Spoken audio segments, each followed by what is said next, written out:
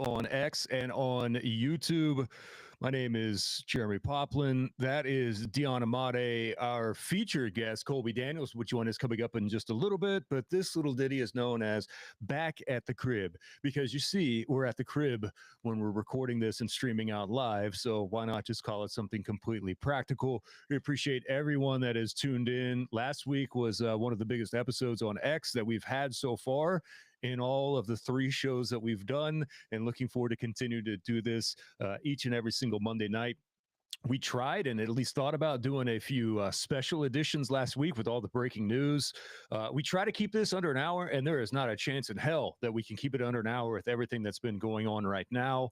A ton to get to, including all the college football playoff reactions, everything that's been happening here within the state of Oklahoma as well, because it is just never ending. It's been a wild, 48, 72 hours when it comes to just football news in general here in this state. But my co-host, Dion Amade, alongside as well. Dion, I know the Cowboys are playing tonight, so apologize for taking you away from Monday Night Football. The Bengals are leading 17-10 right now.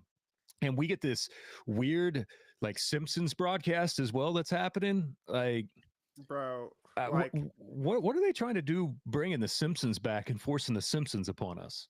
it's the NFL trying to make more money and trying to indoctrinate their cult into the youth. Like we're already all addicted. We're already buying all the parents, but there's Uncle Roger has to find more ways to kind of get the kids involved so that the youth football programs around the world don't die off because all the moms are afraid to let their kids let little Johnny play football. And so if he watches it on cartoons, maybe he'll be more inclined to beg his mom to play football, and then football will survive another couple more decades. I think see, this isn't kids though watching The Simpsons. The Simpsons watchers are people that are my age. I remember when I was in 3rd grade, basically if you didn't have a Simpsons I Carumba or Cowabunga Bart shirt, you were you were like a piece of trash if you didn't have something Simpsons related. I went as Bart Simpson in 2nd grade, man. That's how far back that we're going. This is a long time. I don't know any kids that are watching it. So it's a little odd. Maybe they're trying to reintroduce the Simpsons also as well to like a football fan base. It's just odd to see that's the way that it's playing out.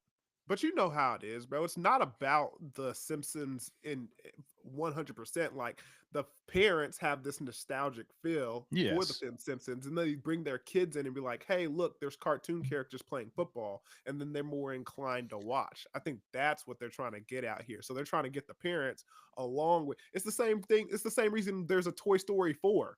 So the kids can come, the parents can take their kids and be like, I remember when this movie was fun, and their kids can fall in love with it too. And then they go back and watch Toy Story 1, 2, and 3 together. Like Toy Story 4 was trash in my opinion, but Toy Story 3, it made my ass cry. I was like, oh my gosh. I don't got no kids, so I didn't see Toy Story 4. So well, you're not missing much of anything at all. And this is me complaining. Shocking, I know. This is the NFL, which has never been afraid to try things like this. You know, the Nickelodeon thing that they've done, you know, the Super Bowl broadcast now, this is just them continuing down the path. And the reason why they're the behemoth and the monster that they are is because if this flops, they're like, oh, well, and it's not going to have enough of a backlash on the NFL where people would be like, duh, dumb league, I'm not going to watch. No, it takes people kneeling to say stuff like that. But and then still end up ultimately watching the games. Still watch it anyway. Still watch it anyway. But yeah, we tried the boycott, Pop. We tried. It didn't happen. Every other league, I don't know if every other league can get away with that at all without there being a particular or certain amount of backlash moving forward on something like this. But hey, this is not an NFL show. This is a show that is strictly about college football and funniness as well. Colby just hit me up and said, hey, should be able to join in a few minutes here prior to the 9 p.m. hour. So it'll be good to have my man join us here in a bit. All right. Where do you want to start, man? Do you want to start with the playoffs? Do you want to start what went on here in this state in the last week? Because it just feels like there was a point Thursday and Friday where it was just so much breaking news out of nowhere as Yeah, well. We had signing day, and then the very next day, you have Keith Riggs stepping down at Jinx. We didn't get the message until in the middle of the afternoon, like, oh, hey, by the way, we've got a 4 p.m. press conference that Jinx is going to make this announcement. This is on the heels of the Broken Arrow job already being open. By the way, sources did confirm tonight that Travis Hill has taken the BA job from Muskogee. The world is talking about Antonio Graham going back to Union with yeah. that being open, but from signing day forward, on top of everyone that was jumping in the portal, dude, it's been about as crazy of a week here in this state with just sports related news that I can remember in a long time. Bro, answer me this question and bear with me because I this is like my first kind of decade in the sports media world. But back when I was in high school, I don't feel like high school football mirrored college football so much. It's like Oklahoma high school football now is just mirroring, college football to a T that it's kind of like crazy how now you have these coaches changing jobs, you have players, hitting transfer portals and moving to different, districts. I mean, high school football is mirroring college football so much. It's kind of ridiculous. And now, and I talked, I covered the 6A1 and 6A2 state playoff game with Muskogee and Choctaw facing off. Choctaw getting the win over there on Saturday, and then Bixby and Owasso playing, and then Bixby surprising everybody and getting the win over Owasso on Friday. So I'm very entrenched into the high school football in this state. And goodness gracious, like the moving around and the things that you have to keep up with, it's Yeah. crazy, huh? Yeah. Well, in this new role that I have with Six, I've spent more time around high school football now than I probably have since 2014. And, just going out and getting highlights on Friday nights and stuff like that. And then talking with coaches in the middle of the week as we prepare for games of the week. And then also stuff during the summer months as well. So it was kind of a reintroduction for the most part, back into even some of the lower classes of high school football for me. I think you did have some of this as happening. It was just on the low, right? Yeah. A lot of this was on the low. Like similar to how money used to exchange hands in college football on the low low. By the way, Coach Montnati just texted me. Oh gosh. Head basketball coach over at Wasso. Saw the picture that I put on Twitter today of me in my jacket and tie because I was on TV today, Dion. And the message that he hit me with is, he said, "Bro, you selling Kirby's now?" Asking me if I'm selling vacuums door to door. No, Mont, I'm not. Jerk face. I had to refrain from putting my little jokes out there. I knew we were going to be on air pretty soon, so I just saw the picture as well with your pandas with those suits, with that suit on, looking like you're going Those to are Easter pandas. Sunday. Those are pandas. What were those? Don't put me in the panda category. No, those are low rent. Everyone wanted pandas like in 2019, and then they Uh-huh. flooded the market with them, and now everyone's like, pandas. Don't knock pandas. All those resale sites, all those resales. I'm doing it now because I know Colby has a pair, so I'm doing it now before he's on. All those resale sites that I I hit up on Instagram, all those people trying to sell their shoes. Like now Yeah. they just laugh at them when they bring a pair of pandas in. It's like, bro, I'll give you $20. Like, get out of here with those. Bro, let's not knock pandas. Everybody's saying, the white girls ruined it because they're, Oh, they everybody's did. wearing them, increasing them and everything. But still, pandas are still a good quality, solid Yeah. shoe to have in Coming your from a repertoire. man that sounds like he owns a pair or two You is what gotta that sounds have a like. pair in your. It's a Mm. good, nice little Sunday brunch shoe. All Okay. right. All right. That's fair. That's fair. Anyway, back to my point. A lot of this now is just out in the open, from transferring and everything else. Back in the day, it was Mm, there's a lot of shenanigans that were going on. Not saying that there's not shenanigans now, because yeah. there still is, but yeah, it's just become the schools now have kind of become their own media entities too. Like, look at what BA's done with Aerovision. Unions gone full stream now, and these entities that kind of can produce their own content and not have to necessarily rely even on the traditional media, I think has played a role into kind of the hyper focus on this. And it also doesn't hurt, Dion, that you've got the union job that pays what did I read that Kirk Frederick was making like what 170K or something like that. I read today in Bill's piece in the Tulsa World that yeah, Antonio Graham is making $66,000 less than what Kirk Frederick was making over at Union. Really? Yeah, and I then thought I thought Owasso had money. well, they do, but this is also Antonio's first time being a head coach as well. So they're not going to break the bank for him, the first time out. By the way, Yeah. after this year, they're going to have to back that truck up, or he's going to be backing the moving truck over and heading over to Union. But What do you think? you got high profile jobs like that. I think it's going Yeah. to bring more attention to it, and it's not every year as well that you have BA, Jinx, and Union come open because Coach Fred has been there a long time now. Keith Riggs, amazingly enough, just finished year 7 before he stepped aside. That's Allen had crazy. been there forever, and Frederick BA, Frederick was there for 18 seasons, huh? yeah. Like, 18 and seasons. it doesn't seem like it. It doesn't seem Yeah. like, especially for someone that grew up here. But yeah, man, just absolutely nuts with everything that's happening. And then I don't think anyone was really surprised from the Oklahoma perspective when Jackson Arnold jumped in the portal and some of the other players that were leaking out that were there. Lots of big news today in Oklahoma State land as well, Yeah. with some entries into the portal, which we'll get into here in a minute. But that was on top of what was happening with Mike Gundy and that whole scenario.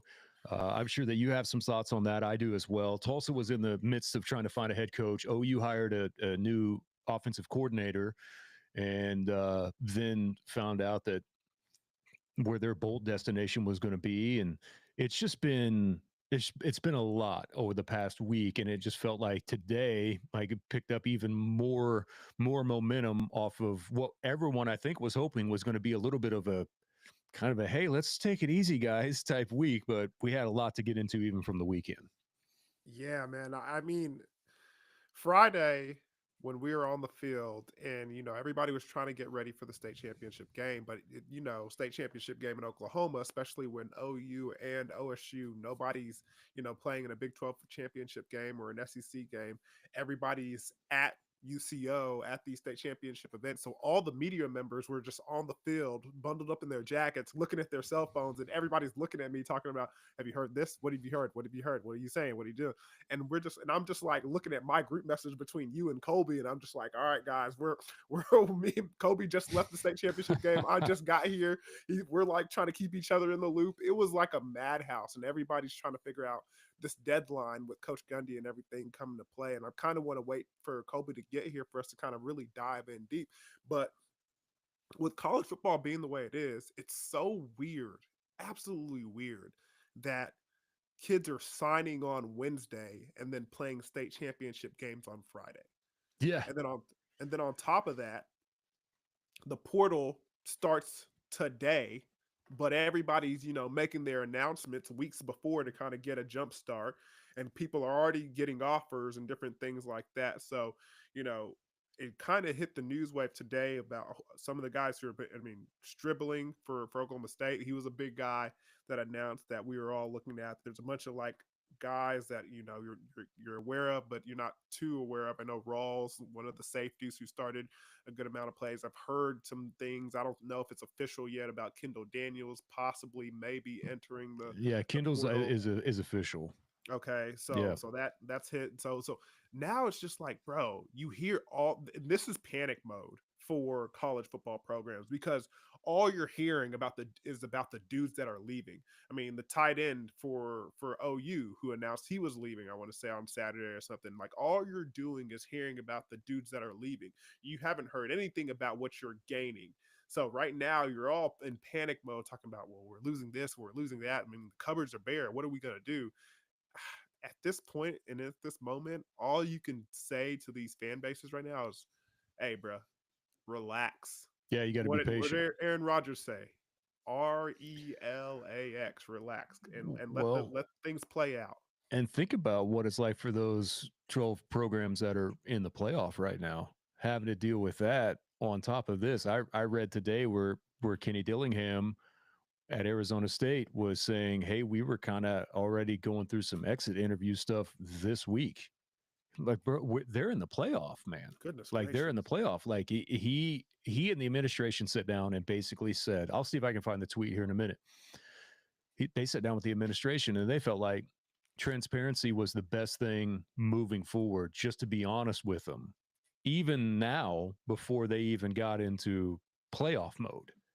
And there's a part of me that tips my cap to that and says, all right, yeah, you don't want to try to hold anyone hostage that might be thinking about potentially staying or not knowing where they're at. I think you should always have a good understanding, by the way, with your employer about where you're at. And by the Yeah. way, they are employing them, so you should have a pretty good understanding of where you're at.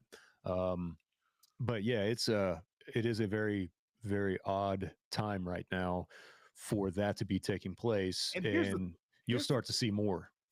here's the thing about that, Pop, and this is what, it's about the haves and the have-nots. It's always about that, been about that in college football. It's about the first tier compared to the third tier.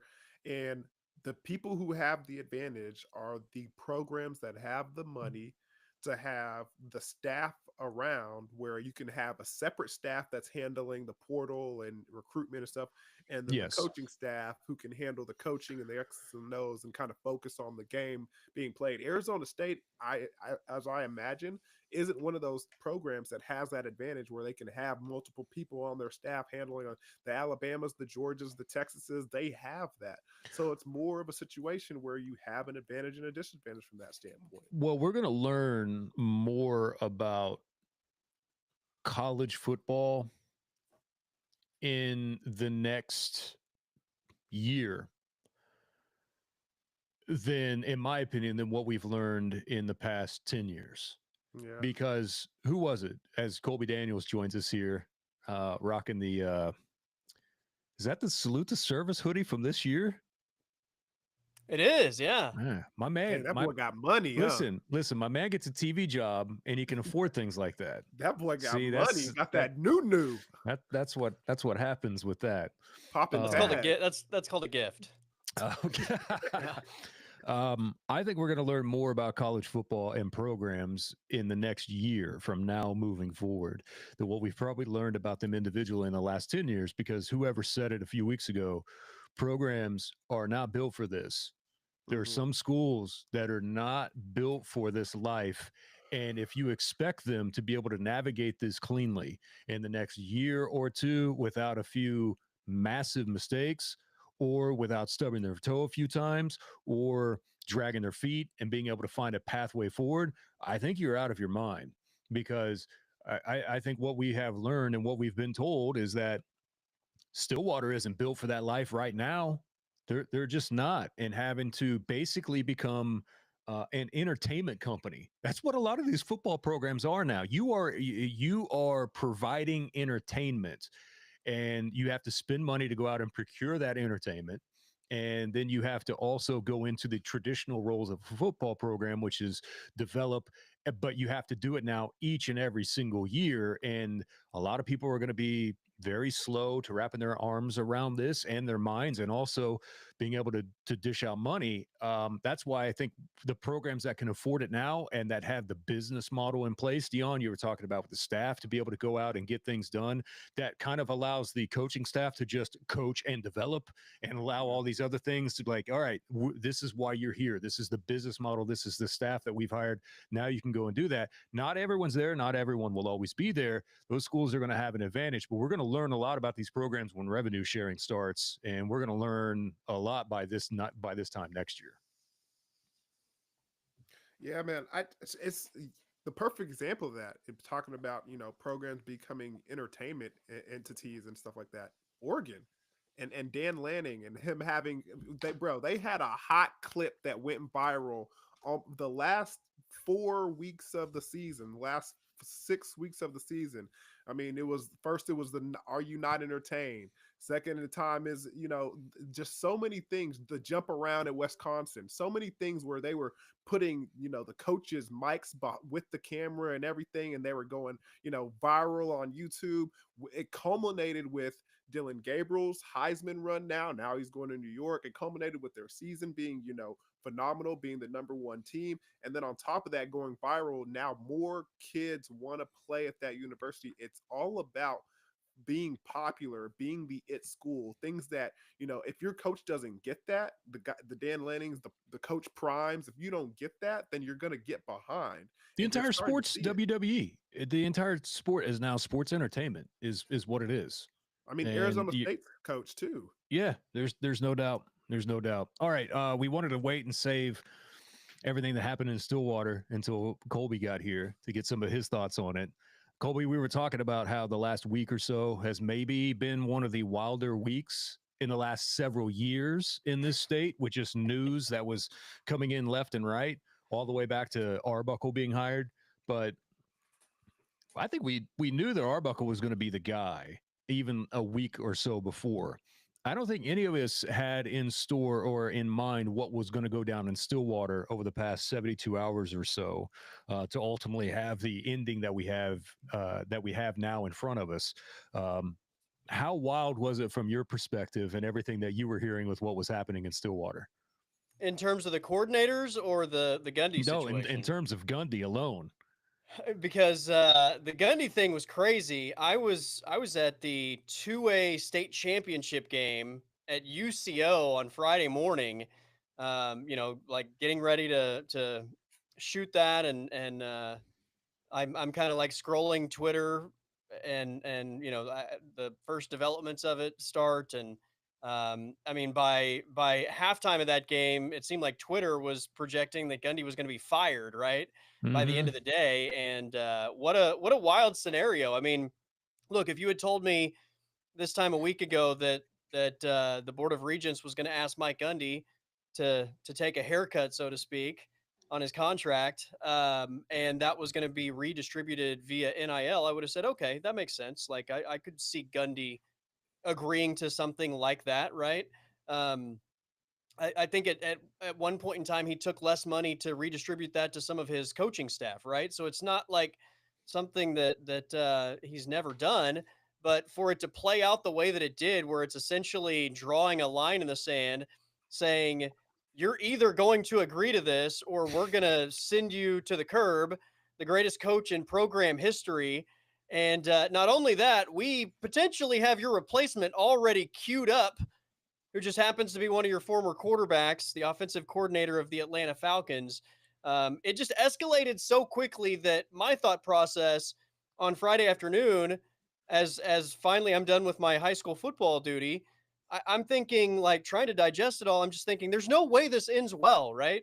There's no way that when the dust settles, either way this goes, if Mike Gundy's still at Oklahoma State, like, there's going to be some bad blood, I would imagine, because of the way it was handled. Not because they asked him to restructure his deal, just the way this was handled and the public nature of them essentially like drawing a line in the sand to him and saying, you're going to take this deal or else.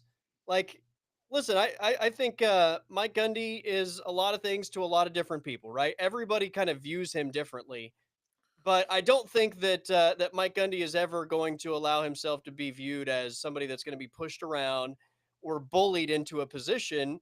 And I think a lot of people kind of feel like that's the way this thing played out. And I don't think he's going to just swallow that, so to speak. So I'm not saying he's going to do anything to hurt the program, but I think that's something that will probably light a fire within him and something he's going to hold on to. Like Mike Gundy, and I appreciate this about Mike Gundy, he's a petty you-know-what at times, right? You don't think there's going to be a point in time where maybe this in some way become like he's going to wait till he has some leverage? I'm already to looking swing forward to this the the Mike other Gundy way? press conferences. Like, I was thinking Yeah. about that this weekend. I was like, God, I wish we had a Mike Gundy press conference just to see the way that he would handle this. Absolutely. Yeah. I couldn't believe the way it played out. And it's one of the things that I learned from one of my favorite classes that I took was a negotiations class in MBA school. And the guy told me, he said, Oh, look at the MBA school. Jeez, couldn't go very long into this conversation. I'm sorry that I went that. back and got another degree, Pop. I'm sorry that it's is it unbecoming of our show here to have multiple degrees? Listen, Take your educated ass on. One of the things he talked about all the time was being in the position of power and having the leverage to be able to negotiate. And the one thing that I know that we're all figuring out now is it's always business. And the situation that we were in this year, I think the Board of Regents and the powers that be at Oklahoma State thought they had more leverage than they actually did. I think they thought that this is the time now where we can kind of exert some kind of power rather than Coach Gundy having all the power and all the leverage. What they didn't account for was how much the Oklahoma State fan base would look at this and be like, whoa, whoa, whoa, whoa, whoa, whoa, whoa. I know we lost 9 games in a row, but this is still Mike Gundy. This is still the guy who grew up in Oklahoma, was the quarterback at Oklahoma State, and has led this Cowboy team into a very, very rich culture, history, and program. You can't just treat him like this. You can't just kick him out like this. I mean, how is this going to play out when we have to put this guy's statue up and put his name in the Ring of Honor and he's kind of disgruntled? No, no, no, no, no, no, no. Come on, guys. We can't do it. We can't treat our guy like this. They did not account for the fact that how much of the fan base would be in like, whoa, whoa, whoa. We can't treat him like this. You really think it went that way? I mean, I talked to a lot of people. Okay. I talked to a lot of people, and you could see it on Twitter. Like there were some people that were in agreement, like, yeah, that we need to, is this going to happen? But when you saw the way that it went about, there was a lot of people that the way it was handled, right? You can't do that. I agree. I thought the way that it was handled was. I think even the Oklahoma State fans that I think wanted change and wanted to maybe see Gundy give over some power and restructure his contract and not have them basically under his foot because of the contract. Even those people thought, like, what are you doing? You've just mismanaged this situation so badly. It was weird because signing day is the day when everyone caught wind that they had this Board of Regents meeting that was scheduled for 10. It had been there for a long time. And then suddenly, oh, what is this at 7:30 in the morning? It's like a special session that's been called. And they hadn't even posted what the agenda was yet. So everyone just starts automatically thinking like, okay, this is what's happening here. And as we got through the day and started figuring out what this was potentially going to be, and then to find out that this was going to be football staff related, it was so weird to watch even like the news department, like in a way, try to sink their teeth into what was going on outside of the sports side of things. Like news was like, oh, we got to be all over this and trying to get a preemptive strike on it and having virtually every angle of this for what the outcome the next day could be covered. So we were all ready to roll with it that very next day. We had people that were there live that were covering it, and the executive session, I thought it was weird because Friday morning there was a story on Polk's Report, and Robert Allen wrote it. And this report Friday morning said that Robert had allowed people to remain anonymous, but that these were board members that were coming forward saying that the chairperson was basically saying a week prior, I'm going to get Gundy, was a quote. Like that story was on Polk's Report, and it was there for like an hour or two. And I read it and was like, I'm going to file this away. I'm going to file this away for a little bit later. When they came out basically that they had the 5 p.m. deadline, like Holcomb was reporting, I went back to reference that story on Polk's Report. Guess what was gone? Wow. That story was gone. The story was gone. Now I know a little bit more that I won't probably go into. Now I'm doing the Pat Jones thing with the hate. But tell us all about how you're not going to tell us what. Yeah, I know. Thanks, Please. Coach. I love that. but the story was gone. Okay. And you guys know, I don't think Robert's necessarily going to run with something like that and just throw something willy nilly up on the website. That's not 100% accurate. But it was not there by the time that the afternoon was going, and then that kind of painted the entire picture to me that this was, for lack of a better term, kind of a what measuring contest. It felt like, Yeah. of like, all right, we feel like that this individual has far too much power contractually with kind of how he navigates it. He had already made a lot of people angry with some of his comments early in the year. This felt like this was a very public way of, in a roundabout way, reprimanding Mike Gundy and punishing him and kind of sending a message. You might think you have the power. Guess who really has the power here? It's us. Maybe even you could drop the us and put it's me if you're looking at it from one individual on this, from the chairperson. And I still think the way it was even handled was saying, hey, all right, you've got X amount of time to figure this out. Yeah. Oh, coach that's been here for 20 years, that's taken us to a place that we've never even dreamed about being before. And hey, how about this? Or we're going to fire you. And there was the stuff about firing you with cause. Yes. Here's the thing. If you have cause, then why are you keeping this guy around? You fire him. Right? Yeah. Like 100%. To dangle this thing of like, we're going to fire you and we have cause. If you have cause, then why are you allowing somebody to stay? Like that to me left a bad taste in my mouth. And I can imagine any Oklahoma State fan out there would have to feel like this feels very dirty and grimy. Yeah, it felt very odd. It felt very odd that this was playing out as publicly as what it was, even for like a closed session of them like going into closed session, be like, hey, and then he comes out and he's like, hey, don't worry, we've got a plan. I go, oh, okay, all right.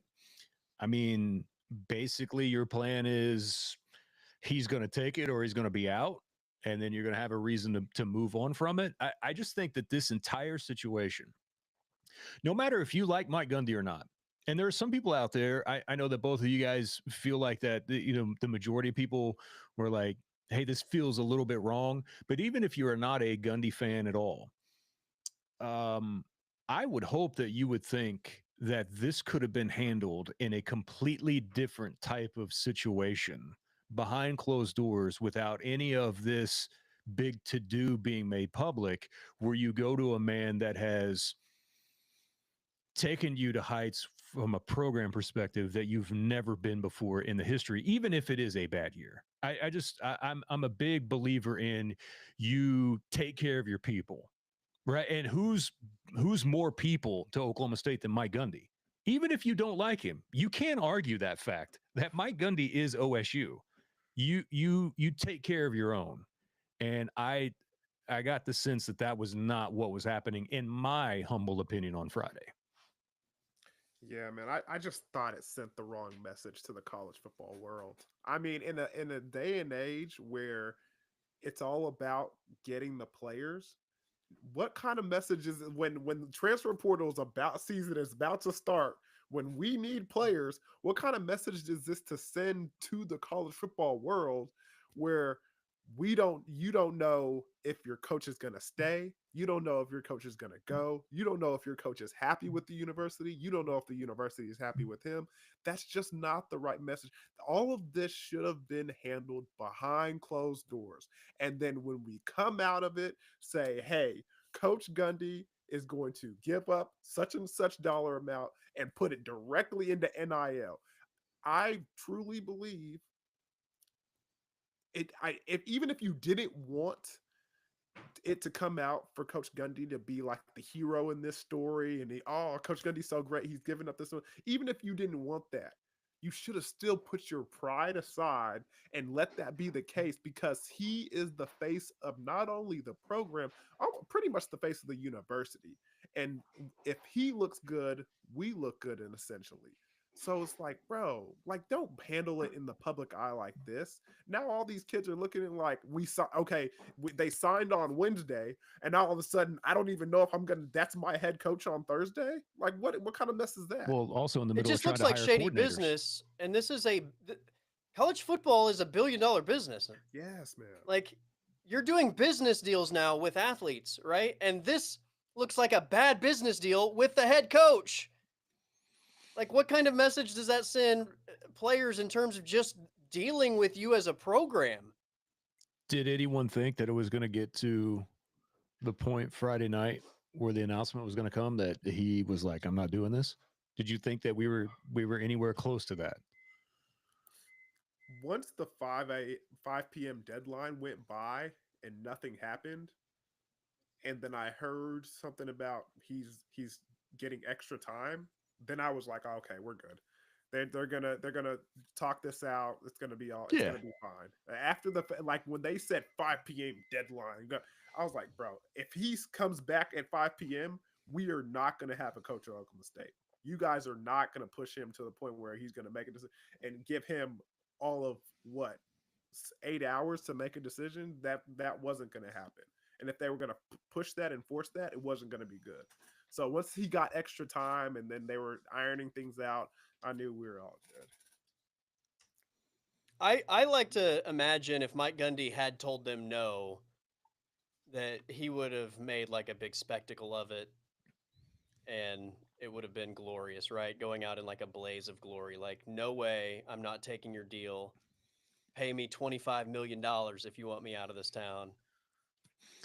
What kind of Yeah. spectacle Like could he have Wyatt made? Earp in the OK Corral, like final showdown. Yeah, maybe.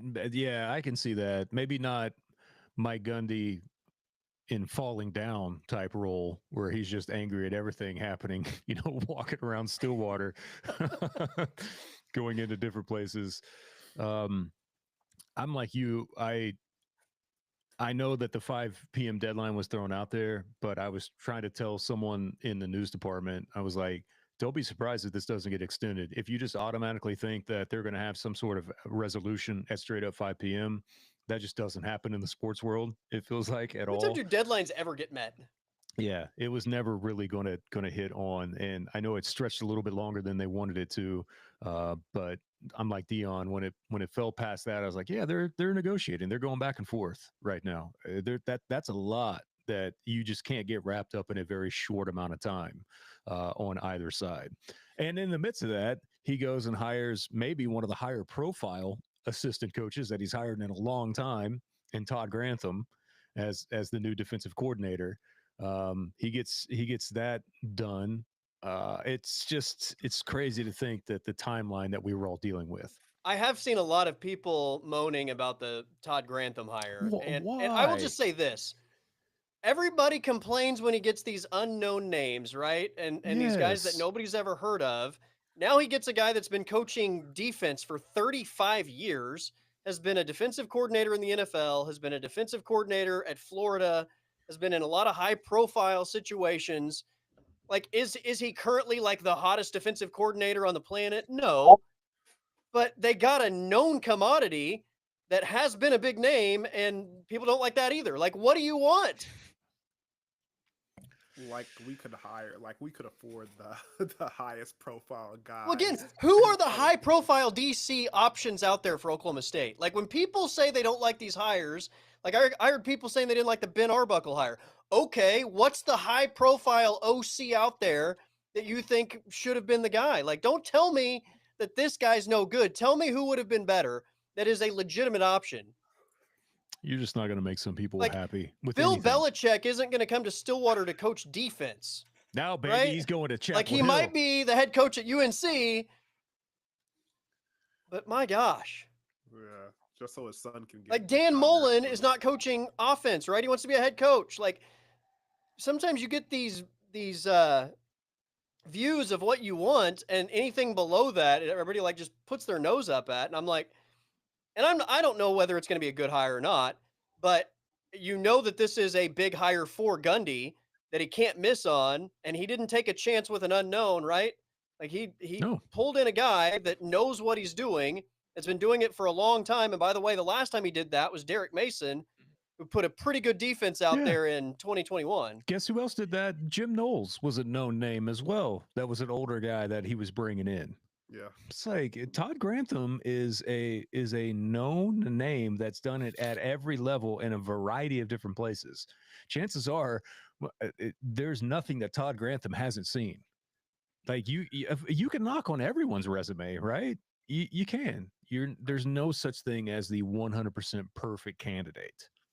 And the thing is, I'm not really worried about that.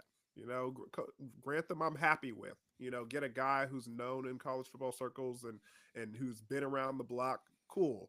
He looks like an older guy that looks a little mean. That's what I want my defensive coordinator to look like. My question is, who is he gonna coach? Give me the produce. The guy who's pushing the cart. That's all just fine open, and baby. well. You gotta relax. Yeah. You gotta relax. You're not gonna be able to buy all the groceries here right now on the first day of the portal being open. Exactly. So if that's the case, chill, relax, and let's just wait till things kind of unfold. As Kirby Smart and Steve Sarkisian said on Saturday, it's not about the scheme; it's about the players making plays. What did Coach Saban say? Bullshit. That's exactly right. That's exactly right. Coach Saban living his best life on that show. Golly. He's fantastic. I love him on that show. He's incredible. And that was probably his best moment of the year. I agree. All right, let's transition. College football playoffs. Is all the whining and crying and moaning and politicking, is all of this done and over with yet? Or no, it's not. We've still got a few more weeks before the games actually start, so to give people long enough time to cry and moan and bitch about the process. Like, oh, this team should have got in. Oh, the seeding here. Oh, the seeding there. I think we're all in agreement. The college football playoff this year has not only enhanced the sport, it made the sport better. There's never going to be a perfect way to do this unless the core elements of the sport change, which it is never going to. There's always going to be a version of hysteria and anger about who didn't get selected here, because nothing will ever be balanced in the effing sport ever, period. Right. You're never going to be able to find a way to do it at all. But we don't really focus on the good part of what the college football playoff has brought. We're all still pissed about whether or not that seeding should have been this, or if SMU should have been in over Alabama. So thoughts on the overall playoff format and the teams that got in? Miami should have been in. No, I'm just playing. Bro, I'm not gonna lie. Their resume was similar to SMU, man. So let's not. They're not too far off. I'm not gonna lie. I'm just happy that Alabama didn't get in, because they won the college football. It's like it's made for television. It's honestly, there's some validity to it, and there's some, Tell that to Brett McMurphy. They believe in the game a little bit. Spoiler alert. But it's made. By the way, how come that hasn't been a bigger story? Sorry, Dion. How come that hasn't been a bigger story? That Brett McMurphy had that before the committee had it, and FanDuel had one of the matchups an hour before it was announced. You remember back a few years ago, Colby, when the NCAA tournament leaked? Like what, 15 or 20 minutes before it happened? You remember how big of a story that was? Like people lost their you-know-what. How come that wasn't talked about more today, that there was an absolute leak that happened with the playoffs? There's too much news. There's too much news. It's people, like, the news cycle right now is too full. Like, it was way too much happening right now. Yeah. Way too Sorry, much Dion. to focus I didn't mean to interrupt you. I just didn't want to forget that. It's rightfully so. I mean, this is a show where I feel like we should be able to interrupt each other and like jump into topics in and out. I got a notepad here, so my CTE brain, I can just write it down if I forget what I need to say. But like, bro, here's the thing. I'm just so happy that Alabama didn't get in, because they didn't deserve to be in.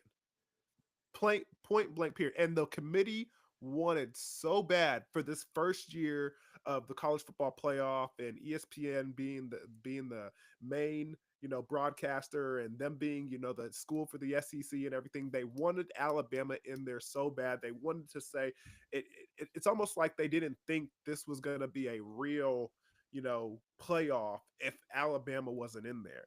And for the fact that Clemson ruins everything, and another thing, when did Dabo become the most hated person in college football? Oh, dude, he's been that way for what, 6-7 years? I think probably a year after they won their first title. Yeah, to me, Dabo. Yeah, Dabo has rubbed a ton of people the wrong way. I mean, look, when you win at a high level and you do it consistently, everybody starts to hate you. Usually it takes a couple years, though. Like Dabo, I think within a year of them winning their first title, people are like, get this guy out of here. Yeah, because Dabo instantly went into the little old Clemson routine. Yeah. Like, shut the you-know-what up. You've got a mini putt-putt golf course inside your football complex. But you can't be little O anything and have a putt-putt course inside of your football offices. But here's the thing. Dabo suffers from that same thing that Baker Mayfield suffers from. It's you've been the underdog all your life. And then when you turn out to be, when you make yourself into Goliath, you still want to believe that you're David. Bro, I understand why people don't despise him. I don't know, dude. Dabo's got kind of a god complex going on too. Very much so, very much so. But I think it's more of a situation where he tells that same old story of I went to college at Alabama, walked on, me and my mom shared the same dorm room, da da da da. It's like, all right, bruh, we get it. Now you're one of the top dogs in college football. Act like it. And he's still trying to peddle that same story to kind of get over on people. But I still I don't think it's enough for people to hate him as much as they do. I mean, Clemson got in and everybody was like, "Oh my gosh, I can't stand Dabo." He's pretty hateable, bro. I don't see it as much. For y'all to love Baker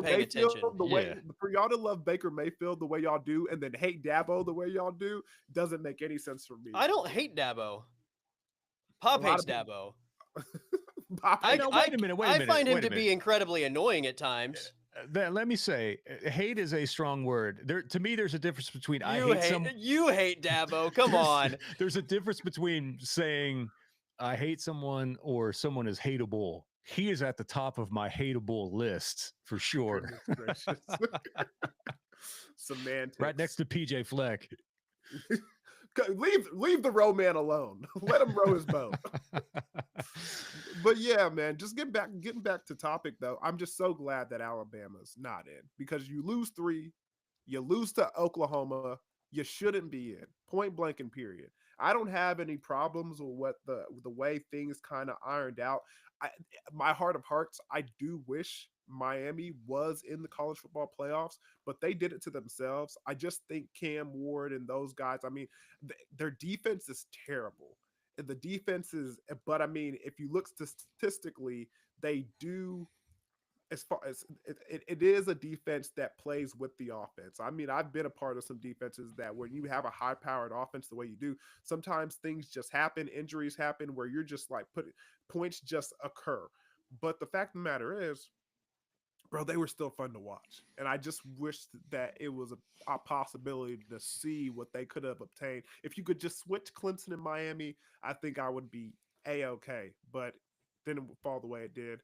Not mad about what happened in the playoff, in the selection. Why do we get so caught up in the data when it comes to these selections? Like, throw the 3 losses out the window for a moment, okay? Mm-hmm. Did anybody watch Alabama play football the last 2 weeks? Yeah. Did that look like a playoff team in Norman? Did that look like a playoff team in the Iron Bowl? No. Absolutely not. Like, here's the thing. Losses, your record matters. Wins and losses matter. If you have more wins than somebody else, like, that should be taken into consideration. Just like if your strength of schedule is much more difficult than the other team, that should be taken into consideration. But more than anything, if you are playing crappy football at the end of the year, we're looking at who you are. You've had 9, 10, 11 weeks to get to this point to say this is who we are. And Alabama was not a good team at the end of the year, period. Right? Like South Carolina, I know South Carolina lost to Alabama. South Carolina was playing good football at the end. Like, Not all 9-3 teams are created equal, right? Mhm. Alabama was a better football team than South Carolina 2 months ago. South Carolina is a better football team than Alabama now. I have a problem that South Carolina wasn't ranked ahead of Alabama by the committee, right? Like, what are we doing? Are we just paying so much attention to just the data? Or are we actually watching football games? Question. Alabama wasn't playing good football at the end of the year. So regardless of, whether they lost the record to SMU head to head, or they were denied having a great strength of schedule, you weren't playing good football at the end of the year. Question. Was Georgia playing good football at the end of the year? No, but they didn't. They won their championship. I'm just like, as much as SEC is, we're getting shoved down our throats, bro. Let's be honest. Georgia's not playing great football. I mean, do they have a wide receiver that can catch a football? I mean, and now that you're back up, now you're looking at possibly playing with your backup quarterback. Oh, they're better with their backup. We'll see if he can actually throw the ball. I mean, homeboy looked fast. I mean, he looked can like run. a white Yeah, blur. he can run, Yeah. but but I mean, that offense looked abysmal. Well, they have all year, yeah, except for the Texas game and the second half against Alabama. Yeah, to me, it didn't matter one way or the other. I think you guys know where I'm coming from. I think the SMU story is pretty incredible and pretty remarkable, and I think it's awesome that they've done what they did. Now we'll get into this in a little bit, but SMU was also very fortunate to get the ACC schedule that they did this year without having to play some of those other teams. And by the way, that's what drives me absolutely insane when people start talking about strength of schedule. And we can get into more of that coming up in a bit. But if Alabama got in, I would have said, yeah, of course they weren't playing good football at the end of the year. But from top to bottom, I still don't think that their resume was as far off as what some of the others that got in were. Would I have been like, oh, freaking Bama? But I would have moved on already to this point and been like, all right, yeah, you know what? I think you could at least make one or two arguments, but I wasn't ultimately rooting for them to get into the field. I thought SMU had done enough to earn their way. My bigger issue, regardless of what Alabama is or isn't, regardless of what SMU is or isn't, if Team A and Team B are ranked in certain spots, and SMU and Alabama are the reference here, but the regular season ends, right? And one team is ranked ahead of the other. If the team that's ranked higher is going to play for a conference championship, in no way should there ever be a possibility that they could drop below Team B, who is sitting at home on championship weekend, right? I get what you're saying on the sentiment of that, but that's where the whole argument about strength of schedule and even conference championship games. If strength of schedule matters, then Alabama should have been ranked ahead of SMU before championship weekend. But that then falls into the big debate here, which is the conference championship games, because there has to be something that's done about this, and whatever that is, I don't know. But conference championship games are not created equal anymore. Conference championship games work when you have the ability to play everyone, or even make more sense when you have divisions. When you don't have divisions, and the Big Ten's a prime example of that. What Penn State goes by percentage points over Indiana, it's like everyone else is having to pay the price because these fat ass conferences wanted to invite more teams in, right? And expand to 16 to 18 and completely have such an unbalanced schedule that you could never in a million years make it equitable and equal for everyone else. And the ACC is a prime example of that. So I don't know if you guys noticed or not, but when the committee, the average number that you would drop when you lost during the regular season was you would drop by like 6 spots. The committee this time around with the conference championship losers, like they adjusted something that they had done the entire year. You were dropped by an average of 5 or 6. They adjusted and you only dropped by like 1.3. Okay, that's fine. And I get it because nobody else is playing. Yeah. Logically, you would look at that though. Logically, you would look at that and say, Your point. No one else is playing, and hey, they accomplished something that someone else didn't. But it's still not equal, even in the schedules that the conference offices are releasing. Yeah, Right. because of the way that That's why I have such a problem with it. And so you mean to tell me, in the argument that I heard earlier today was you can't you can't address teams' overall record, their overall body work, just simply because they weren't playing this weekend. And Bama's the prime example of that. Does Bama's win over Georgia look better now than what it did before they won the SEC championship game? To me, it does. They beat Texas twice, and they're the SEC champion. So that, to me, would give credit and a little bit more weight to that win that Bama had over Georgia, if you're going to do this. And I think the committee is just has this task that's put in front of them, because we're still so caught up in the old school element of college football, right? We have to have the bowls involved in this. We have to have this involved in it. It's the old school trying to meet the new school, and it's never going to work. You can never merge them together with the product that I think that we need to have moving forward, when you still have the old heads that are in charge of this and that are doing what they've always done, which is be super selfish, always looking out for themselves and not for the overall greater good of the sport. What they feel like the greater good of the sport is what's best for them. And that's why I still kind of have a little bit of an issue with the fact that you can't judge teams even when they weren't playing this weekend. Because to me, Bama's win over Georgia is better than what it was even talking about them on Friday. I mean, Bama was what, number 6 in the committee's ranking last week, so it was already really good. Like, I don't know how much better it could become when and Alabama's sitting at home. Like, win over the SEC champion. I mean, listen, if SMU loses by 14, is this a different conversation? Or because Clemson kicked a game winner, well, yeah, that's the question to the committee that I would have had last night. And again, I don't know if you would have gotten an honest answer. Chances are no, out of Ward Manuel at all, about what would have happened if that game had gone the way that Kevin Jennings just making plays left and right down the stretch of that game. If what happened in the first quarter just continues, yeah, trust me, I guarantee you SMU is not in. And by the way, to me, SMU cost themselves that game with all their damn mistakes. How many drops did they have? Oh, yeah. I mean, they had a ton of drops. I hadn't seen them play like that since they got beat by BYU. And I watched more SMU football this year than I have in a very long time. And even when they were in the American Athletic Conference, I watched them more this year. Yeah, I mean, I think it's just to divert to talk about X's and O's. One of the things that you're going to see with this new day and age of playoff football with 12 teams being in, don't be surprised, bro. Like, the teams that are used to playing on the big stages and stuff like that, they perform when others, those mistakes that you saw, that happens because SMU's in a situation like, oh crap, we're playing in the That's why I picked Clemson to win that game. Yeah, bro, because they've been there before. If you think that doesn't matter, you're wrong. If you think it matters across the board, with coaches, with the players, with the administrations, how they're able to handle being at that environment, the scheduling of the hotels and everything matters. I mean, we're talking about high school football just a second ago.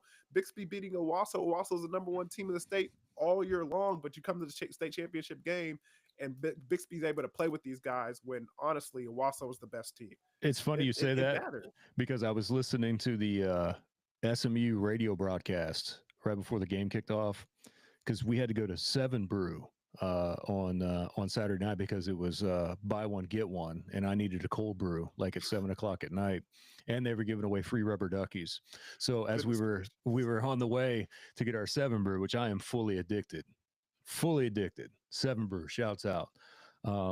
We're fully addicted. I got an entire family that's addicted to it.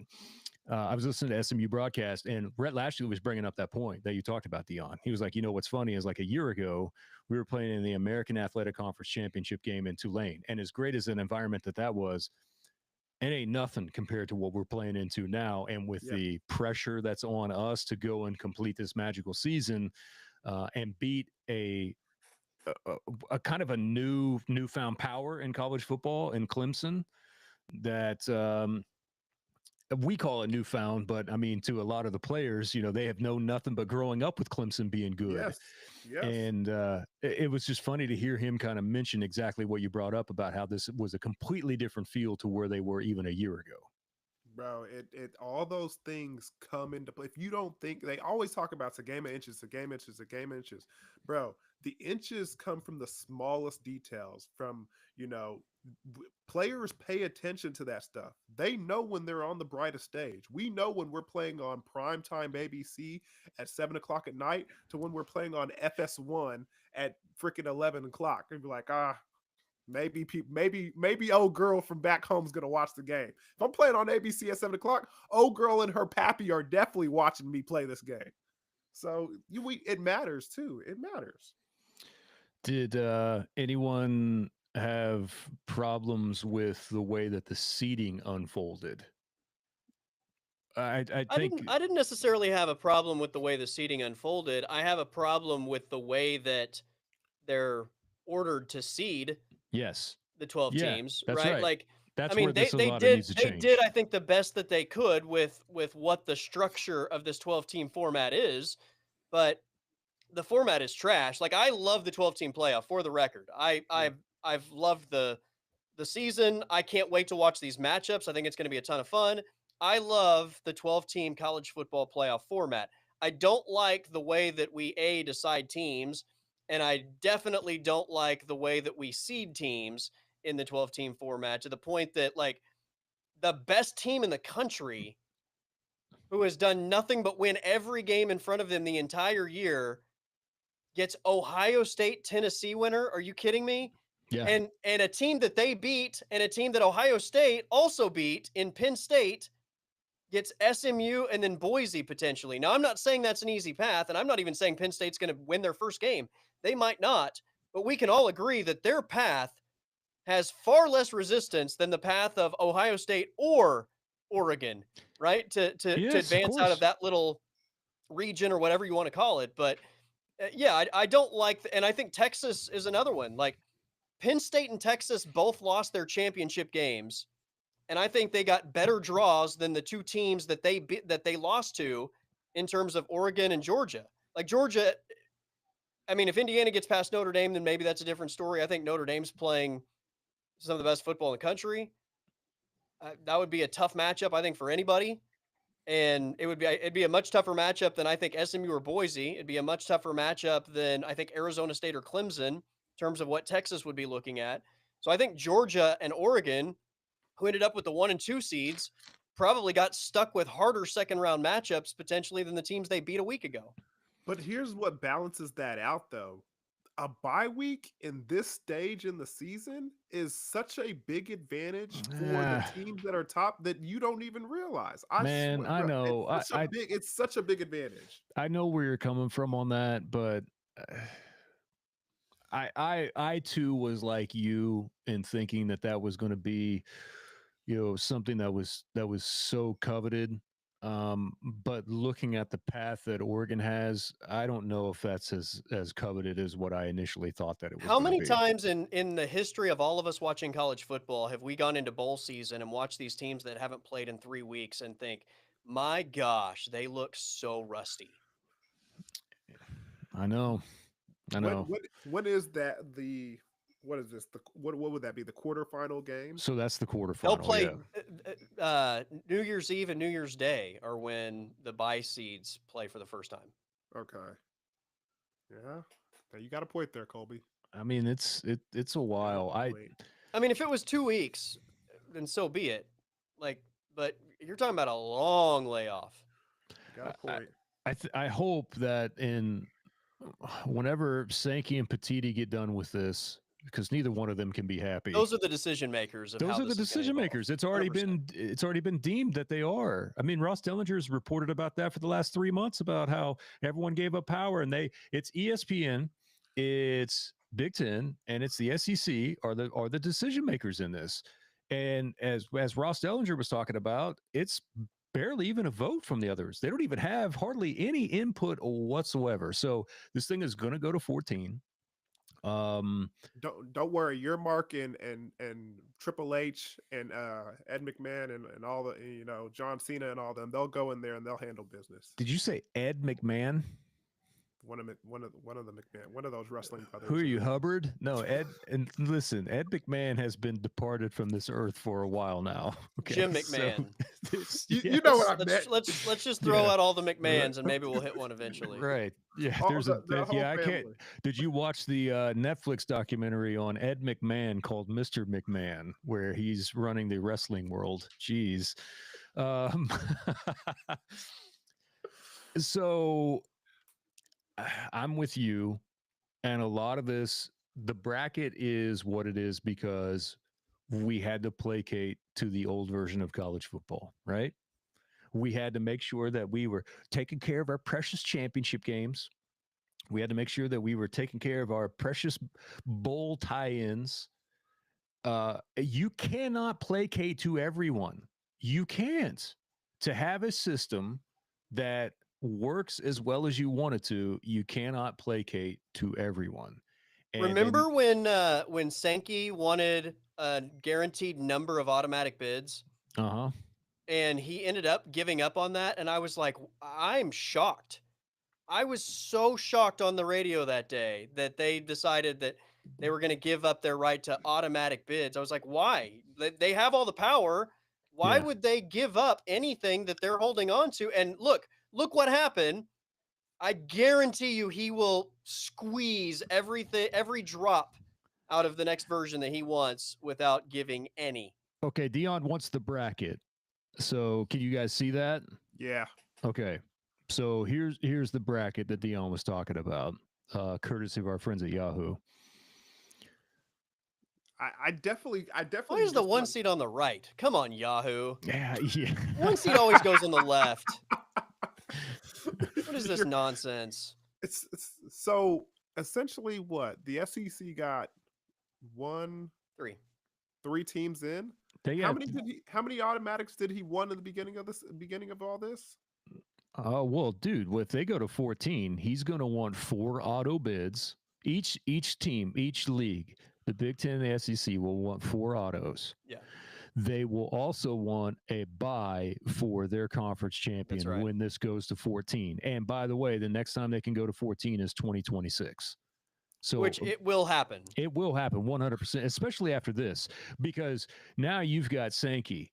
After the mushroom cloud clears from Birmingham in the league office, the fact that they only got 3 teams in, and then you start looking at the draw that you could make an argument resume-wise, to me anyway, that Tennessee had as much argument as anyone to be in the 6, 7, 8 range as much as anyone else that actually got that. And their draw in the first round is going to Columbus and then would play Oregon.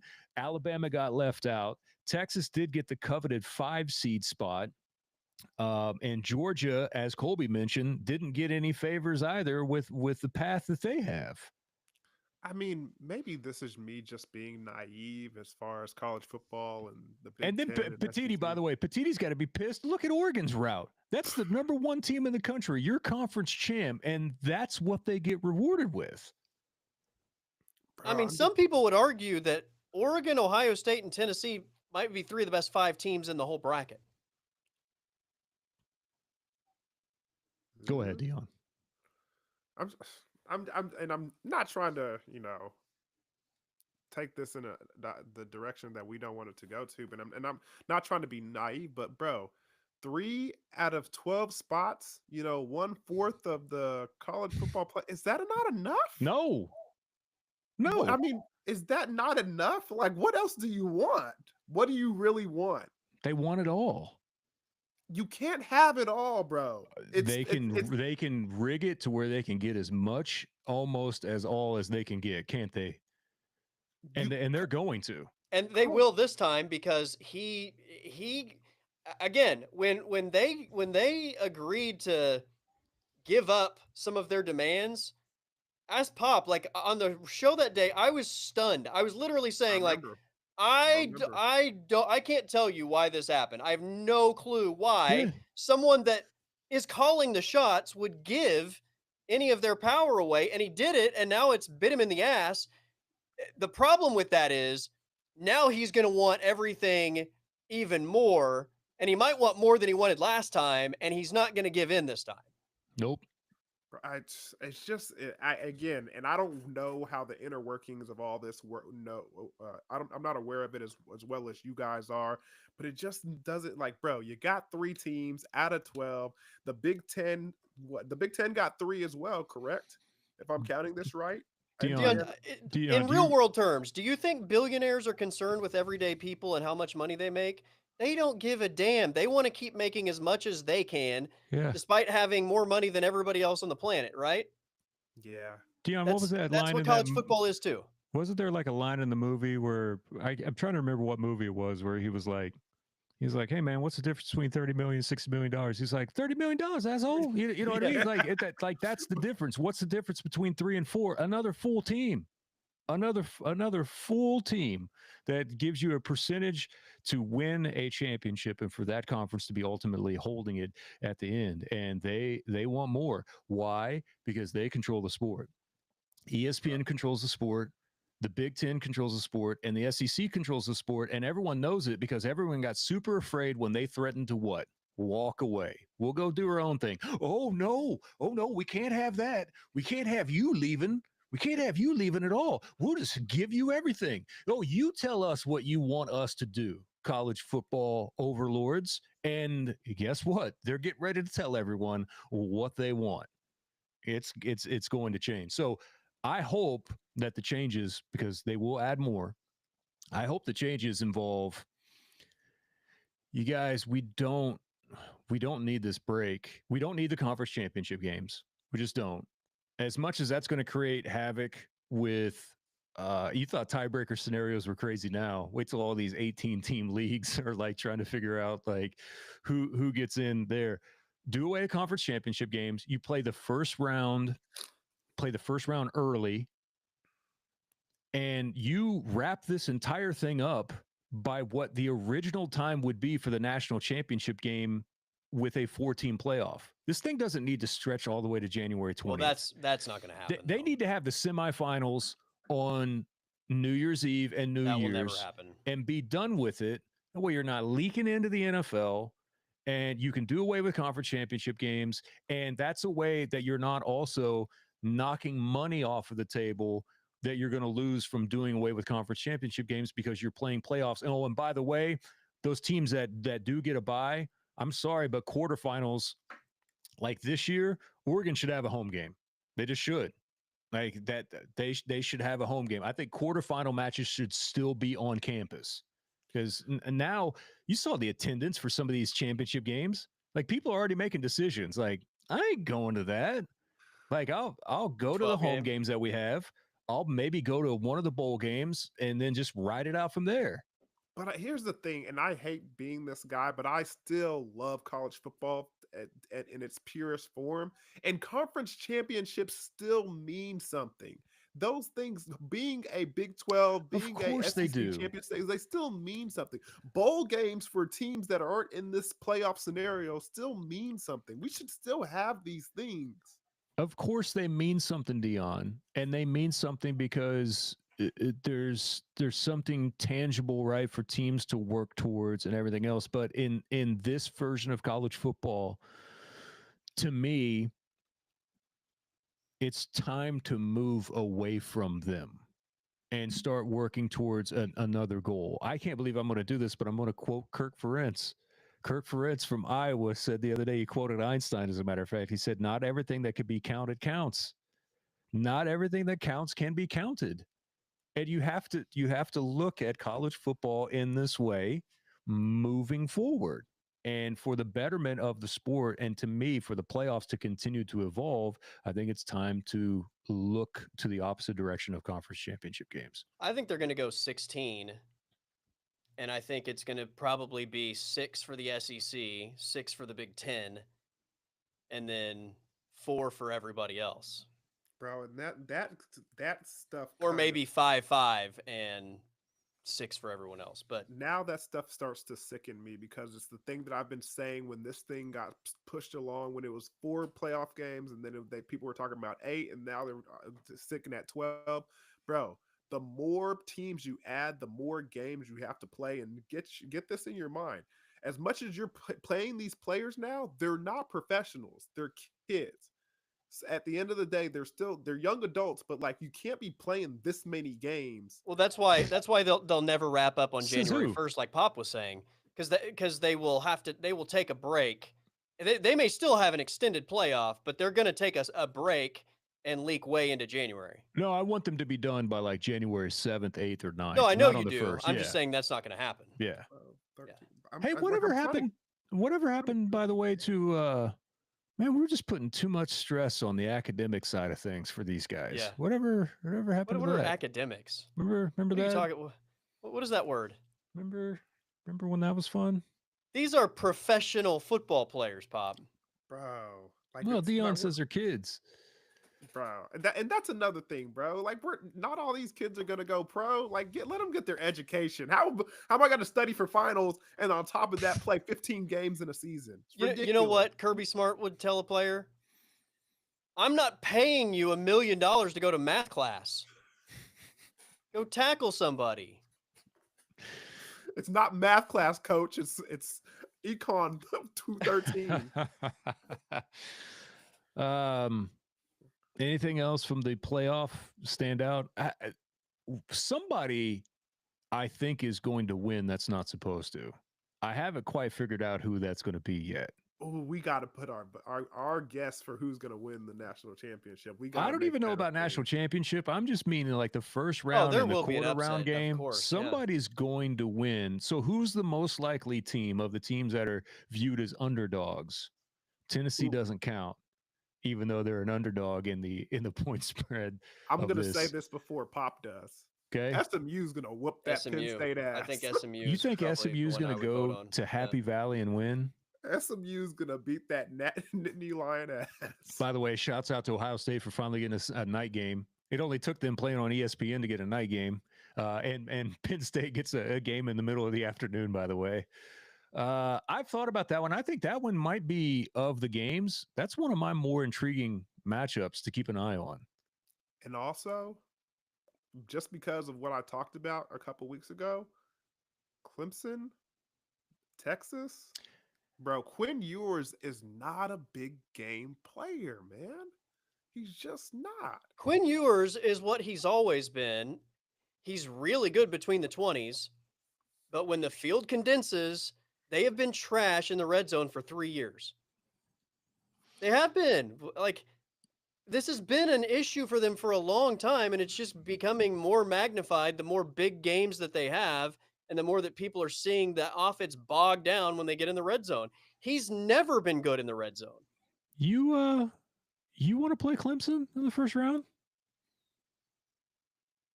I don't know if I do. No. I'm not saying that Clemson's great by any means, but they still roster-wise have the ability. I mean, they've got dudes. Yeah. It doesn't mean anything when you're going back home to play. They were making all this hoopla about that Clemson quarterback. What's his name? Cade Klubnik and Quinn Ewers meeting in the Texas 5A state championship. Does that do anything for you, Pop? Only for Texans. You know what? If Quinn Ewers didn't suck in the red zone, I might say Texas would win the national championship. I'm with you on that. But my gosh, it's been 3 years of the same thing. They're terrible in the red zone. Yeah. We like Indiana at all? If I had to pick one game, this will probably mean I'm dead wrong because I'm going to say it like this. But if I had to pick one game that I'm most confident about in the first round, it's Notre Dame beating Indiana. Did you guys see, I had tweeted this out, but there was somebody that did all the simulations on it, and Notre Dame was the team that had the highest odds to win the national championship based off of their placement in the bracket. They match up with everybody. I know. And they're playing good football. They're physical on both sides of the football. They run the ball. They play defense. I mean, they have the recipe. They for sure beat Georgia. Riley Leonard is good enough, right? When you're running Mhm. the football, Yeah. like he's good enough in the passing game. Hey, now that you look at it, I mean, you go face Georgia. That's and why I was then- saying Georgia and Oregon won their conference title games and just got Shaft. raked over the coals in terms of their possible matchups. And the two teams they beat have the two, again, none of these paths are easy because these are all good No. football teams. But the two teams that lost to the 1 and 2 seeds have much easier paths to the semifinals. Mm. I'm already looking ahead to what could potentially happen with some of the quarterfinal matchups. I'm thinking about it too. I'm down to the semifinals. Because how good is Arizona State? Bro, they looked good. They looked good. I'm not gonna lie. With the quarterback being able to have that escapability on third down, with Scatabo running the ball like White Rambo. I mean, I don't know because they haven't played anybody that has a know. good defense, right? I know. That's where I'm at on this. Like I like them. I think they're fun to watch, and I can't wait to see It's a them good play either story. Texas or Clemson, right? Because both of those teams, especially on the line of scrimmage, are really good in that defensive line, and we'll actually get a really good test for Arizona State. I don't know how good they are, do they get but their I star think wide they're a lot of receiver back? fun. Do No, they he's get their- out. Yeah, he's out done. for the He's season? done. Yeah, Yeah. he's done. Damn. You know, it didn't hit me until just now. I was just looking at the bracket again. Where Oregon and Texas, if they were to meet up, guess where that's at? It's in the freaking Cotton Bowl. Cotton Bowl. Oh, yeah. really? How about another advantage for Texas in that matchup? Well, Because I don't think that's a guarantee. I think it depends on who the 4 teams are, because that would give Texas an advantage, and I think that would probably they flip would to the other move side. that. Yeah. I thought it was. I don't think it's completely set. I'm like the 2 locations are set, but I don't think it's Yeah. determined which side of the bracket gets Mm. which yet. I was trying to think about who somebody's going to win a game that they're not supposed to. I don't know if it's anyone that's in the first round or not, unless it's SMU. But in that next round, You better not say by the way, Boise. what I was just getting ready to bring up, James Franklin. What is that? They already can't stand James Franklin as is. That poor life. James Franklin's path to the semifinal is SMU and Boise. Like if that doesn't, If you don't do this, like they're gonna hate you for eternity. yeah, and it makes me think one of those two teams is going to punch the knitting lines straight in the face. Bro, hey, let me ask you Either guys. that or Penn State's gonna make the national championship, and it'll be like Georgia, Oregon, and Texas all lose, right? Yes. Let me ask you guys this real quick before we get out of here. SMU, all right, in the scenario, SMU beats Penn State, okay? What light skin has had the worst year? Franklin or Drake? Dude, Franklin or Drake? can I Which hit one's my had the off worst button? year? I'm going to hit my off button. You go ahead, Dion. Let me tell you something. Drake has had a bad year. Drake has had a bad year. But if James Franklin loses to SMU or Boise State, I'm gonna tell you right now, at the meeting, we gonna put him up there and say, my brother, I'm sorry, but you are number one. Wait Get a out minute, of here. you got meetings? Yeah, there's a meeting.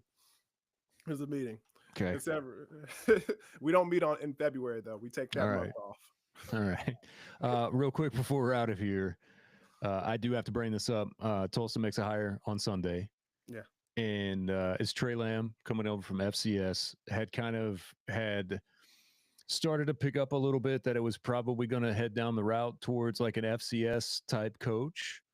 Maybe not the one that a lot of people thought was actually going to be the name. But this is a guy that I'm intrigued by the hire. And we get to meet him tomorrow at 10. I'm intrigued by the hire because Tulsa's a developmental program. Okay. They just are. And they probably always will be to a certain extent. This is a 35-year-old that went into two of the more difficult places in the entire country in Gardner Webb and then also at East Tennessee State. At Gardner Webb, he was able to go in and do something they hadn't done in 20 years, which is win a playoff game. He went 10-1 in 2 years in conference, led the league in some offensive statistics, had done a whole bunch of stuff there that just hadn't been done in forever at Gardner Webb. Leaves and goes to East Tennessee State. They were 3-8, and in 1 year win seven games and navigates another incredibly tough place to win. I don't know what next year is going to look like, but everything that I hear about him is that he is a program builder. He got and he even kind of laughed at the reference that people gave him of the Matt Rule of FCS, which was being a program builder. And he kind of chuckled at that. Now he gets an opportunity here, and I'm intrigued to see what he can do to change not only culture, but what he can do in terms of flipping the roster, not to the certain level that Indiana did, because what did Indiana do? Indiana brought in Cignetti and it was like, all right, let's bring in a bunch of the JMU guys. Come like, on down, guys. Now there's full access, right, with a lot of FCF level players that I'm kind of intrigued to see what year one looks like under Trey Lamb at Tulsa with the building that he's going to have to do, because guys, there's like 28 players that are in the portal from the University of Tulsa. It's a lot. And in year one at East Tennessee State, he said on record, I looked at that job and said, I can bring in a whole bunch of my people. I can bring in like 30 something players with scholarships available out of the portal. And in year one, he did that. So I'm intrigued and I can't wait to meet him tomorrow. It's definitely one that's kind of piqued my interest a little bit about, okay, all right. If it's a developmental program, you sure as hell found a developmental coach. I like his energy and the little bit that I've learned about him over the last 24 hours or so. Seems fun. Yeah, like why not, right? Like again, people get stuck on this age thing and experience, and like look at what Kenny Dillingham has done at Arizona State, right? Like young guys can get it done. And here's the other thing. Young guys, I think, have an advantage in this new era of college football, because if you're somebody that's been around for a long time, like inherently there's going to be part of you that is stuck in the previous era no matter how much you try to evolve, right? And I think younger guys probably are just able to evolve easier.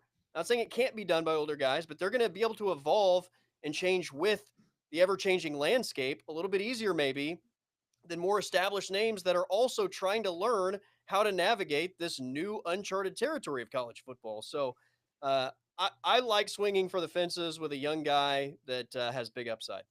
Man, we talked about that a lot last year, and I think it's, holding true this year as well. It's like, bro, don't sit up here and tell me how good it was back in 1975 where we could do this and we got that and the money was flowing. No, bro, give me somebody who's hungry, who's adapted to the situation, and is going to be able to learn how to win now. Now. The day and age of college football where we're paying players and we're willing and dealing and we're getting things done. Get me that guy. So, I mean, Tulsa got one. So let's see how it goes. I heard a quote from him today, basically saying that, and this was when he was at East Tennessee State. If you don't want to be here, that's fine. We love to replace you. Like, I'm sorry, you got to have that type of energy now. That's right. Like you do in many ways. You have to look at every player as someone that's on a 1-year deal, especially at schools like that, and even everywhere. A lot of the Power 5 schools too. Yeah, if the Power 5 schools aren't looking at it like that, then they are failing already. You're behind the 8 ball already if you don't look at every player on your roster as a 1-year guy. We were always on a 1-year deal. Exactly. It's always been that way. Yeah, we were always on a 1-year deal. They just didn't tell us that. Now it's just heightened awareness, now you know. Now you know. Now you know. Fellas, appreciate the time again this evening. Good to see both of you, and I hope that you have a good week. I'm off to the Christmas pageant for the daughter tomorrow, where she's going to be performing a little ditty. Should be fun. Should be fun. Come on, sure. Joe Burrow. Let's finish off these Cowboys and get Mike McCarthy out of town. My wife changed the channel in the background, so it's on Schitt's Creek. So I don't know what the score is. Great right show, now, by the way. at But all. my son is geeked on the Simpsons broadcast, by the way. See, Pop. Okay, Geeked. we were talking about this Just earlier. geeked on it. We were talking about this earlier. It was of my opinion that I didn't think young people still watch The Simpsons. I thought it was people that are our age. He doesn't. He doesn't even know who they are. He didn't know who. Like, I was shocked by this, but like he was like, "Who's that?" And I'm like, "That's Homer Simpson." He was like, "Who's that?" I'm like, "That's Bart Simpson." How do you not know this? But he loves it. Like, he's geeked on it because it's the concept more than like just the Simpsons in general. But I told loves Dion, I was like, when I was in third grade, if you didn't have the Bart surfing shirt that said "I caramba" or "Don't have a cow man" or something like that, I wasn't allowed to have it. You were like a piece of trash. Yeah, that's like you had to have. My I parents was wouldn't Bart let me have Simpson it. Yep. in second grade. That's how old the Simpsons are. He was a bad influence. That's what He I was was a talking about. very bad influence. Yeah, and then you got the tape, "Do the Bartman." Yeah. With that whole Simpsons soundtrack. That was harmless fun. Outstanding. All right, fellas, have a good night. Appreciate everyone for tuning in on X. Also, subscribe and like the channel on YouTube as well. We appreciate all of you, and we'll see you back here on a Monday night next week for another edition of Back of the Crib.